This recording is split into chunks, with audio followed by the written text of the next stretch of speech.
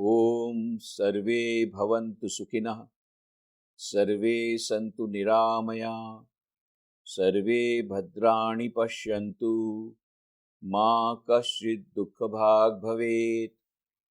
Om Shantihi, Shantihi, Shantihi. Respected dignitaries and dear friends, at the outset, I would like to congratulate Ramakrishna Mission Sevashrama Muzaffarpur for organizing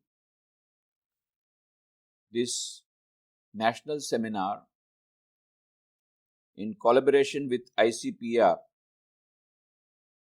on a very important topic: religious pluralism, social harmony and interfaith dialogue. I am thankful to the organizers for giving me this opportunity, particularly Swami Vivekananda for constantly pursuing me and reminding me for participating in this seminar. This is an age of globalization. The communication technology has undergone tremendous transformation. With the result, it has become a global village. So globalization has come to stay, whether we like it or not. At least it has come on economic front. But where is global peace? Global peace cannot come till there is global civilization. This is what was pointed out by Swami Vivekananda at the World's Parliament of Religions held in Chicago in 1893, when he said, sectarianism, bigotry, and its horrible descendant fanaticism have long possessed this beautiful earth, drenched it often and often with human blood, destroyed civilizations, and sent whole nations to despair. Had it not been for these horrible demons, our human society would have been far advanced than it is now. But the time is come, and I fervently hope that the bell that tolled this morning in the honor of this convention may be the death knell of all sorts of fanaticism, of all persecution, whether with the sword or whether with the pen, and of all uncharitable feelings between persons wending their way to the same goal. Mind you, that was also 9/11 when Swami Vivekananda told this, 11 September 1893. And we did not listen to his warning. So exactly after 108 years, there's another 9/11 and the twin World Trade Centers were destroyed only because of fanaticism. So it is high time we listen to the wise words of Swami Vivekananda of reaping the fruits of globalization by bringing in global peace, which is not possible without bringing global civilization, and which is not possible without having interfaith harmony. Samuel P. Huntington, in his celebrated book, The Clash of Civilizations and Remaking of a World Order, says the main factor behind disturbing the peace of the world is clash of civilizations.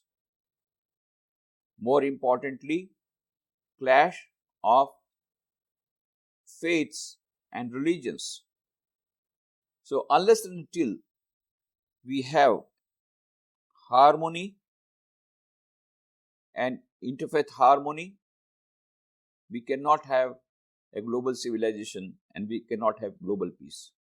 It is in this context that Swami Vivekananda's concept of universal religion becomes of paramount importance. Now let us discuss what was the concept of universal religion of Swami Vivekananda.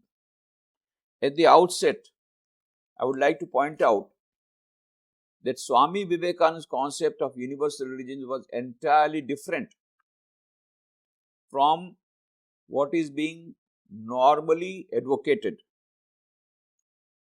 Because normally the universal religion meant any religion which was not limited to a particular nation, race or caste, but was open to people all over the world. So George Galloway, in his well-known book Philosophy of Religion, classifies world religions into two groups: ethnic religions and universal religions. In ethnic religions, membership is determined by birth. Only those who belong to a particular race, for example, Judaism, Zoroastrianism, Shintoism, or Hinduism, can become members of ethnic religions. By contrast, in universal religions, anybody can become a member by undergoing a simple ritual. Even if you are not a Christian, you can become a Christian. Just have baptism. Galloway regarded only three religions, namely Christianity, Islam and Buddhism, as universal religions. But is it really universal? Does it include all? Does it include the whole of humanity? The problem is that each religion claims that it is a universal religion. So, Swami Vivekananda said, we find then that if by the idea of a universal religion, it is meant that one set of doctrines should be believed in by all mankind, it is wholly impossible. It can never be, there can never be a time when all faces will be the same. Variety is the law of nature. So, Swami Vivekananda's concept of universal religion is truly universal concept. It embraces all the religions of the world. It is based on universal principles and reconciles the contradictions found among religions. So, Swami Vivekananda, what he has given, the concept of universal religion, is really universal in its application, which will be acceptable to all the faiths, all the religions, the whole of humanity. Now, he has put forward these concepts in various of his various lectures delivered in America and other European countries. And if we try to have a glance at it, we find there are four concepts that he gives on this subject of universal religion. First is, Swami Vivekananda says about the eternal religion. He says, one infinite religion existed all through eternity and will ever exist, and this religion is expressing itself in various countries in various ways. So maybe the forms may be different, rituals may be different, but fundamentals of each and every religion is the same. It is a part of the one eternal religion. So this is the first type of universal religion that Swami Vivekananda says, giving importance to the fundamentals. This only will say goodbye to fundamentalism. If you want to say goodbye to fundamentalism, go to the fundamentals of each religion where they all converge into one eternal religion. So it is this universal, but what he meant, Swami Vivekananda, was the thread is not only some sort of ritual or institution. No. He says it is this universal spiritual consciousness of humanity that is called universal religion according to Swami Vivekananda. And Professor Max Muller, who was one of the first proponents of comparative religion, he wrote, the living kernel of religion can be found, I believe, in almost every creed, however much the husk may vary. And think what that means. It means that above and beneath and behind all religions, there is one eternal, one universal religion. So this is the first concept of Swami Vivekananda. What is that? The concept of one eternal religion running through the core of all the so-called religions and faiths. Swamiji's second concept of universal religion is the sum total of the existing all the world religions. Sum total of all.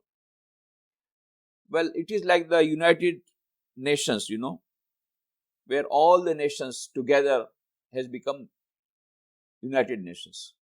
Similarly, this universal religion will be a summation of all the various religions and faiths that are existing today.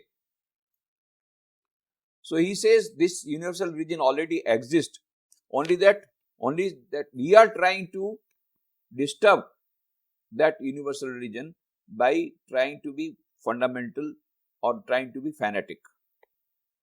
So he says, universal religion does not mean that all the religions of the world would fuse together to form an alloy. No. It is more like a garden of different flowers. Each religion retains its own unique features, while all of them together constitute one whole. This has to be understood. It is not that all the religions will give away its own originality. No. Whatever form they are existing, they will continue to exist, but at the same time, they will extend their arms for understanding each other. Now here, the second principle is to recognize in this particular second concept the fact that the religions of the world are not contradictory to each other but complementary. This is one very important fact. So therefore, Swami Vivekananda says, my idea therefore is that all these religions are different forces in the economy of God working for the good of mankind.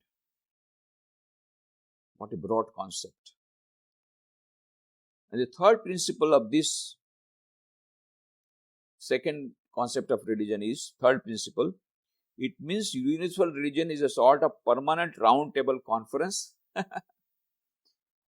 continuation of such type of seminars, a perpetual interreligious dialogue, or mutual sharing among the followers of different religions in a spirit of acceptance. And just imagine what Swami Vivekananda said in 1893 in the World Parliament of Religions. He says, I accept all religions that were in the past and worship with them all. I worship God with every one of them in whatever form they worship Him. I shall go to the mosque of the Mussalman. I shall enter the Christian's church and kneel before the crucifix. I shall enter the Buddhistic temple, where I shall take refuge in Buddha and his law. I shall go into the forest and sit down in meditation with the Hindu, who is trying to see the light which enlightens the heart of everyone. Not only shall I do all this, but I shall keep my heart open for all that may come in future.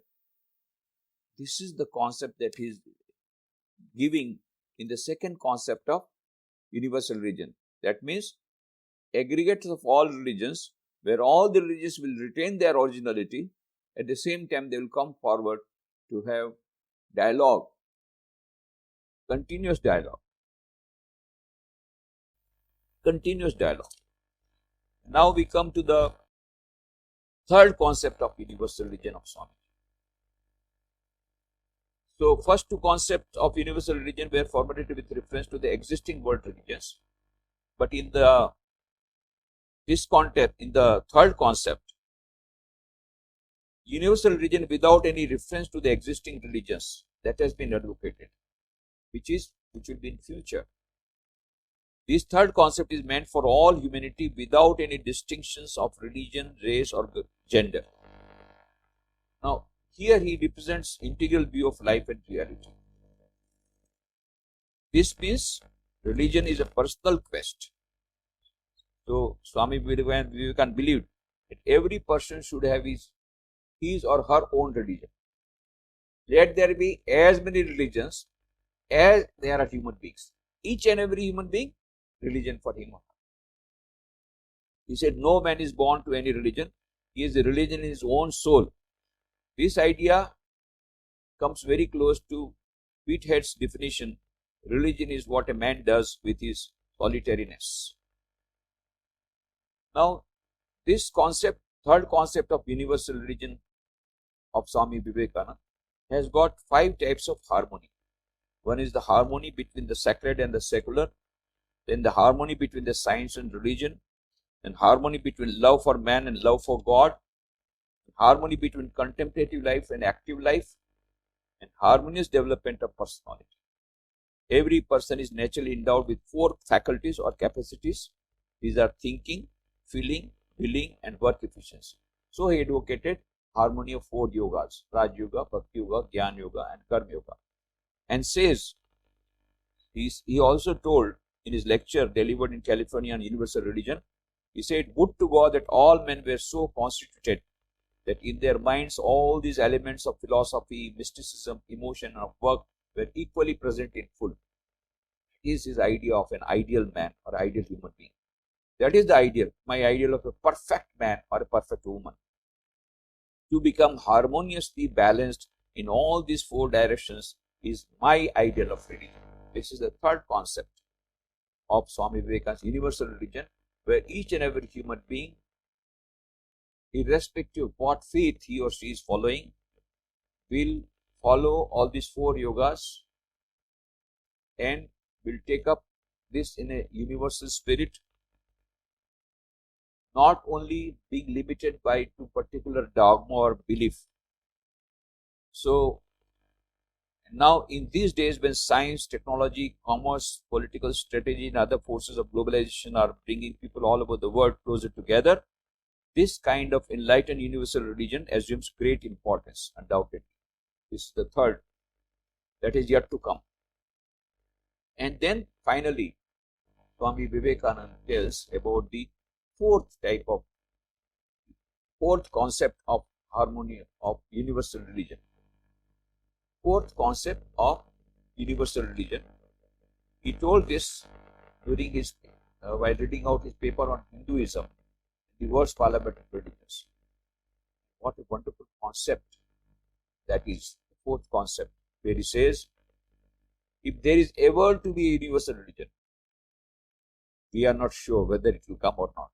But what a fantastic idea. There is no harm in imagination. If there is ever to be a universal religion, it must be one which will have no location in place or time, which will be infinite like the God it will preach, and whose sun will shine upon the followers of Krishna and of Christ, on saints and sinners alike, which will not be Brahmanic or Buddhistic, Christian or Mohammedan, but the sum total of all these, and still will have infinite space for development, which in its Catholicity will embrace in its infinite arms and find a place for every human being, from the lowest groveling savage not far removed from the brute to the highest man towering by the virtues of his head and heart almost above humanity, making society stand in awe of him and doubt his human nature. It will be a religion which will have no place for persecution or intolerance in its polity, which will recognize divinity in every man and woman, and whose whole scope, whose whole force will be centered in aiding humanity to realize its true nature, divine nature. Offer such a religion and all the nations will follow you. What a wonderful concept of universal religion. So these are the 4 concepts of universal religion in various of his utterances. We find Swami Vivekananda's concept of universal religion. The first 2 already existing, only we are failing to recognize it. The third and fourth, we can attempt for that. We may go on attempting. Third and fourth may take some time, but as the technology is advancing, as the modern man is advancing, I think the third man third concept, that is, each and every individual has his or her own religion, and together they march on with this concept of universal religion. That will become practical in the days to come. The fourth may take some time, but the second, immediately we should go for it. What is that? Like United Nations, all the nations are having dialogue with each other. So exactly like that, let religions, let various faiths retain their originality, retain their existence. Each and every one of the religion and faith, let it be there, but let us have continuous dialogue. Just like this conference that we are having, interfaith conference, these conferences should be there. But more importantly,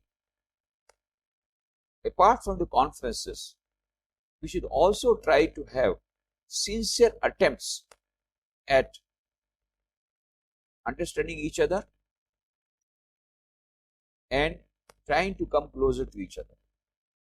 Ramakrishna mission, right from its inception, in the very constitution it is written, if anyone wants to become a member of Ramakrishna mission, he or she has to declare that he or she will respect all the religions and faiths and will not have enmity with anyone. And he or she may follow his or her own faith, but will not have any ill feeling towards other religions and faiths. That is why you find the followers of Ramakrishna mission, whether lay or whether monastic, we do not harbor any ill feeling towards other followers of other religions. Not only that, we celebrate Christmas Eve in a big way in most of our centers. We celebrate Eid in a big way in all our centers in Bangladesh. Then in all our centers we have Buddha Jayanti. We celebrate the birthdays of Adi Shankaracharya. We celebrate the birthdays of Buddha, Mahavir, Guru Nanak. We try to give respect to all the religions, try to understand their concept. This is being done, already being done for more than 100 years. And we have monastics. We have monastic members, not only lay, but we have monastic members who are coming from different religions, different faiths and different nations. And we are all living together. So here is a practical example, what Swami Vivekananda said about the fourth type of concept of universal religion. It is not just an imagination. It is already existing in a small way as a demonstration model. It is already existing where a person of any faith, of any nation, having any type of faith, can join the Ramakrishna mission and continue to have faith in his or her own religion, in his own religion. Similarly, the Sarada Math for the nuns, same concept. So you need not give up your religion or your faith and still can be a member of Ramakrishna order, irrespective of which faith you belong to. This is already existing, and we are giving respect to all the faiths and all the religions, and we are having celebrations of all these different religions. This is a concept that has been already put into practice by Ramakrishna mission. So this concept can be further broadcasted, and when people come to know that it is possible, this demonstration model, it becomes a successful model, then other organizations will follow, and gradually we may be able to implement the concept of Swami Vivekananda's concept of universal religion. And let us hope that a day will come when there will be perfect harmony. There will be a global civilization emerging from interfaith harmony, which will lead to global peace. Let all be happy. This is what is our prayer. Thank you very much. Om Shanti Shanti.